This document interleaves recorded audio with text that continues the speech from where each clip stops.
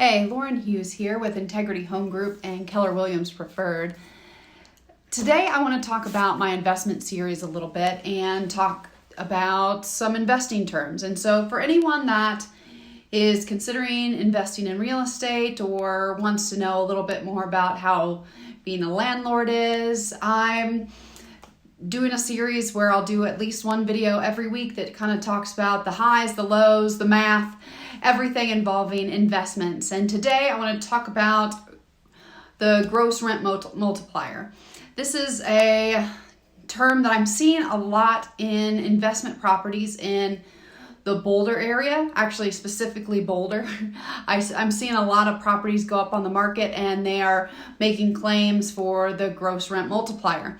And I wanted to just talk a little bit about this number, and I will try not to be biased, even though I am. I don't like this number. I don't use it in any of my investment calculations. I just don't think it has a place in my investment portfolio. It's always good to know numbers, but I don't use this number. And I'll talk about the numbers that I do in another video, but the point is that it really doesn't matter how you make your numbers work. It's because it's specific to your investment plan, your portfolio.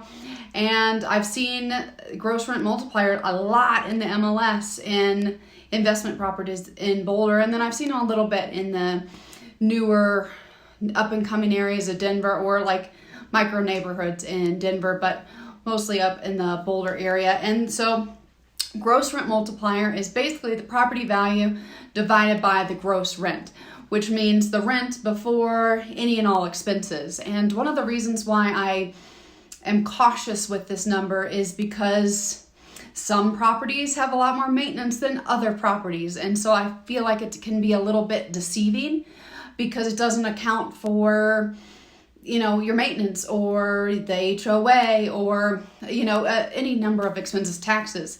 It doesn't seem to really matter. So I find this number a little deceiving, but doesn't mean you can't use it. And just for reference, they say good gross rent multiplier numbers are between 4 and 7. And I think that's pretty good. What I've seen in Boulder is like rent multipliers between like 13 and 18. And the higher you go, the worse it is, because you want more rent for the property value. So the lower the better here. And I'm a little confused at why those properties seem to sell so fast, because they do. But everybody's investment portfolio is a little bit different, and I'm not trying to knock anything in Boulder. It doesn't work with my portfolio. I would love for it to. It just doesn't. And if I was having a gross rent multiplier by between 12 and 18, well, I would get rid of it really, really fast. And if my house happened to be in Boulder, well, I'd probably get a lot of money for that house. And so when you're deciding on, investment properties and you see this, GRM, you're just like, what is the GRM?